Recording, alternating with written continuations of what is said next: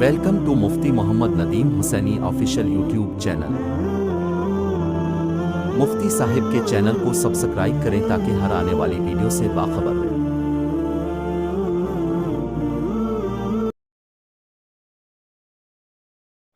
قال النبی صلی اللہ علیہ وسلم الا کلکم راع وکلکم مسئول عن رعیتہ او کما قال رسول اللہ صلی اللہ علیہ وسلم۔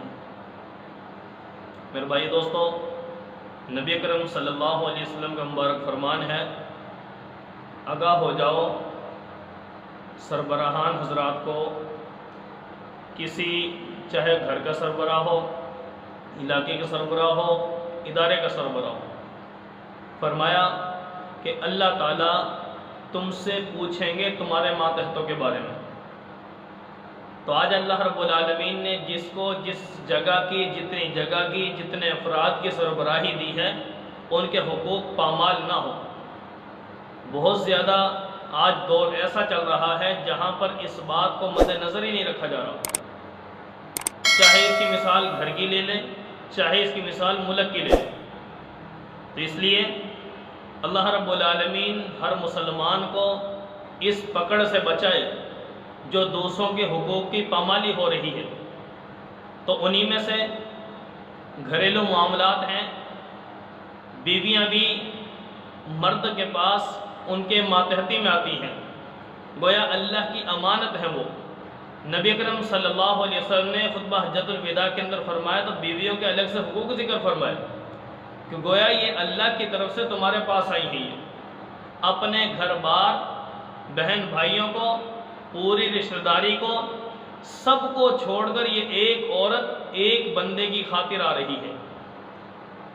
تو جب یہی بات ہے تو انسان اس کا اندازہ اپنے اوپر سے لے لے کہ شادی کے بعد اگر بندے کو یہ معاملہ کہ اپنا گھر بار، بہن بھائی، رشتہ داری، برادری سب کو چھوڑ کر مستقل کسی اور کے گھر چلے جانا، وہاں پر رہنا پڑتا، تو بندہ اپنے اوپر کیا برداشت کرتا؟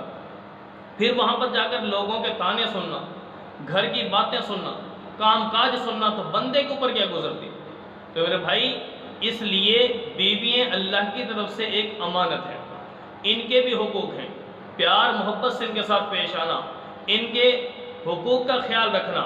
آج ان بیویوں کے اوپر جو ظلم کیا جا رہا ہے، بد تہذیبی اتنی عام ہو چکی ہے کہ بولنے کا سلیقہ نہیں، بولنے کا طریقہ نہیں۔ آج کل بعض نوجوان حضرات تو ایسے ہیں، ان پر ایسے جیسے حکمران بن کے سوار ہو گئے ہوں، ظالم بن کر سوار ہو چکے ہیں۔ تو میرے بھائی دوستو، یہ بیویاں اللہ کی طرف سے امانت ہیں، ان کے بھی حقوق ہیں۔ کل قیامت کے دن اللہ رب العالمین نے ان سے پوچھنا ہے کہ تمہارے ساتھ تمہارے شوہر کا، تمہارے گھر والوں کا رویہ کیسا تھا؟ آج یہ عورت سب کچھ قربان کر کے ایک بندے کی خاطر آ رہی ہے، اور یہ بندہ بھی اس کا نہیں بنتا تو اس کا کون ہو رہے گا؟ اس کے دل پہ کیا گزرے گی؟ تو اس سے میرے دوستو، ان بیویوں کے حقوق کا خیال رکھنا اصل یہ دنیا کا معاملہ نہیں ہے۔ اس کا یہ مطلب نہیں ہے کہ گھر کا ماحول اچھا ہو جائے گا، صرف گھر کا ماحول تو ہوگا ہی ہوگا اچھا، میاں بیوی کے درمیان آپس میں پیار محبتیں ایسی پیدا ہوں گی، بیوی میاں کے گھریلو افراد، بہن بھائی، ماں باپ کی قدر کرے گی۔ لیکن اگر وہ شوہر بھی اس بیوی کا نہیں بنتا تو اس کے دل پہ کیا گزرے گی؟ وہ کیا آپ کے ماں باپ کی قدر کرے گی؟ آپ کے بہن بھائیوں کی کیا قدر کرے گی؟ میرے بھائی، میرے دوست، اس کا ایک فائدہ تو یہ ہے، دنیا کا گھریلو ماحول اچھا ہو جائے گا۔ دوسرا یہ ہوگا کہ انسان کی زندگی دنیا بھی خوشگوار گزرے گی۔ اگر بیوی خوشحال ہے تو بندے کی خدمت بھی کرے گی، شوہر کے ہر کام وقت پر کرے گی، بچوں کی تربیت اچھی کرے گی، اور دوسرا فائدہ اس کا یہ ہوگا آخرت کے اعتبار سے کہ اس بندے کی پکڑ نہیں ہوگی اس عورت کی وجہ سے، ورنہ یہ عورت وہاں پر کھڑی ہوگی۔ تو نبی اکرم صلی اللہ علیہ وسلم کی ایک حدیث کا مفہوم ہے، پیغمبر کی تعلیمات میں ہمیں یہ بات ملتی ہے، فرمایا کہ وہ عورت جس کے اوپر ظلم کیا جا رہا ہے، گویا نبی صلی اللہ علیہ وسلم اس کی وکالت خود فرمائیں گے، تو وہاں پر یہ حقوق حاصل کرنے والے بنیں گے وہاں پر۔ تو اسے میرے دوستو، گھر کے ماحول کو پاکیزہ بنانا، اس سے فائدہ یہ ہوگا کہ آپس میں دنیا کا زندگی بھی اچھی گزرے گی اور آخرت بھی، قبر بھی اچھی رہے گی۔ ورنہ میرے دوستو، حقوق العباد ہے، میں نے عرض کر دیا، نبی اکرم صلی اللہ علیہ وسلم نے فرمایا کہ بندوں سے جتنی ماتحتی ہے، جس کی اس کے ماتحت ہیں جو ان تمام کے بارے میں سوال کیا جائے گا۔ اگر بیوی کے بارے میں سوال کیا جائے گا تو بندے کیا جواب دیں گے؟ اس لیے ناجائز غصہ کرنا اس کی اسلام نے اجازت نہیں دی۔ اگر غصہ ہے تو پیغمبر نے جو فرمایا کہ عشیر کا لفظ بولا ہے بندے کے لیے، عشیر یعنی ایسا بندہ جو 10 مردوں کا حوصلہ رکھتا ہو، ایسے بندے کو عشیر کہتے ہیں، سمجھائی؟ تو اگر ایک وقت بیوی سے کوئی سستی ہو بھی گئی تو یہ مطلب نہیں کہ اس کے اوپر ہم چڑھائی کر دیں، مار پیٹ کریں اس کے ساتھ، یہ بد تہذیبی بد اخلاقی سے پیش ہے، یہ نہیں۔ نبی کرم صلی اللہ علیہ وسلم فرمایا کہ بندے تیرے اندر 10 بندوں کا حوصلہ ہونا چاہیے، ایک غلطی ہوئی درگزر کر، دوسری غلطی ہوئی درگزر کر، 10 دفعہ کوئی ایک غلطی ہو رہی ہے تو اس کو درگزر کرنے کا حکم ہے۔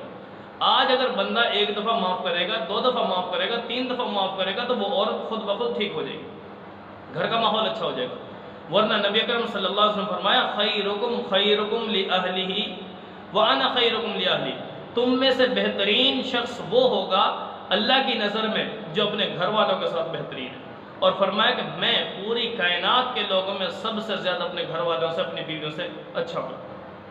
تو میرے دوست یہ کیوں فرمایا کہ بہترین وہ ہے جو گھر والوں میں بہتر ہوگا؟ یہ اس وجہ سے فرمایا کہ انسان کا پتہ چلتا ہے اخلاق کا، کردار کا، گفتار کا گھر سے۔ جو گھر میں اچھا وہ باہر بھی اچھا، جو گھر میں اچھا نہیں چاہے دنیا کا ہر انسان اسے سلوٹ مار رہا ہو لیکن وہ انسان اللہ کی نظر میں اچھا نہیں ہے۔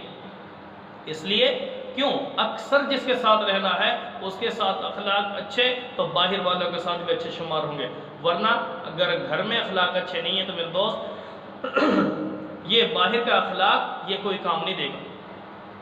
دوسری بات یہ ہے کہ حضرت نبی اکرم صلی اللہ علیہ وسلم نے دیکھا ایک صحابی کو اپنے غلام کو مار رہے تھے، مسلم شریف کے اندر یہ روایت موجود ہے، اپنے غلام پر سختی کر رہے تھے، مار رہے تھے۔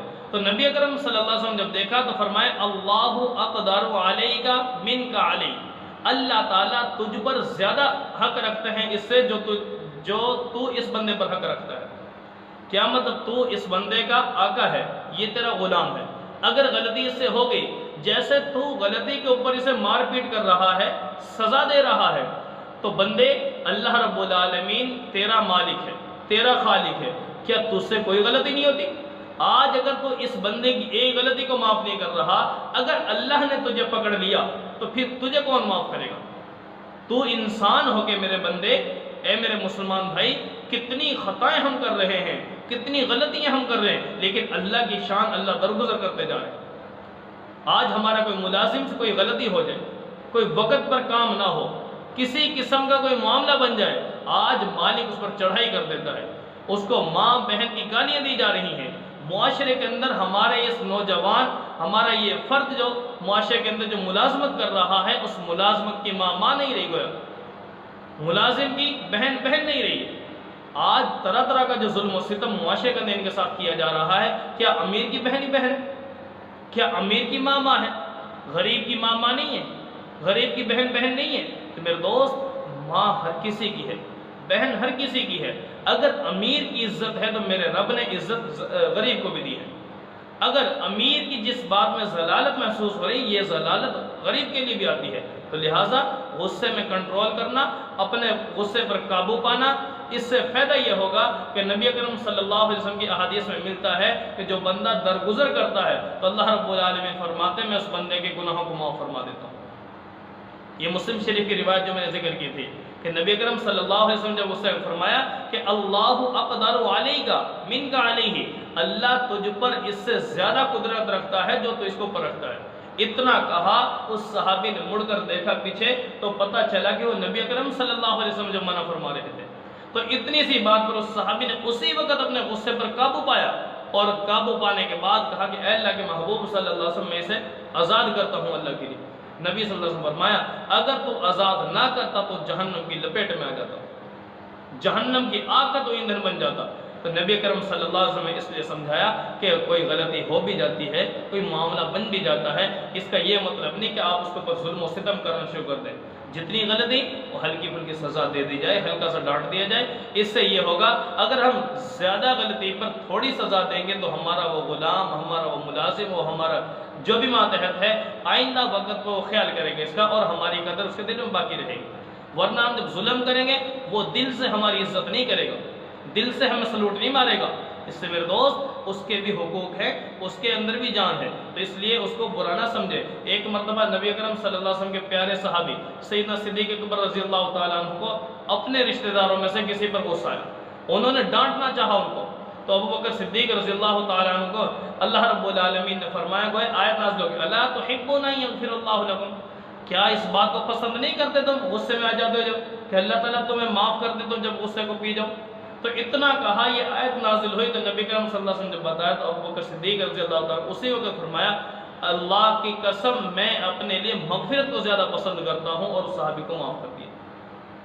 اسی میں دوستوں ناجائز غصہ چاہے بیوی پر ہو، چاہے ملازم پر ہو، چاہے اپنے ماتحت کسی پر بھی ہو، نبی اکرم صلی اللہ علیہ وسلم کی تعلیم یہ ہمیں سبق دیتی ہے کہ غصہ نہیں کرنا، غصے پہ کنٹرول پا لینا۔ اگرچہ غصے پر قابو پانا بڑا مشکل ہوتا ہے، لیکن اس کڑوے گھونٹ کو پینے پر جو اللہ نے انعام رکھا ہے وہ جنت رکھی ہے۔ اس لیے میرے دوست ذرا غصے پر قابو پائیں۔ اللہ رب العالمین سے دعا ہے کہ اللہ تعالی ہمارے بڑوں کو چھوٹوں کا احساس اور چھوٹوں کو بڑوں کی قدر نصیب فرمائے۔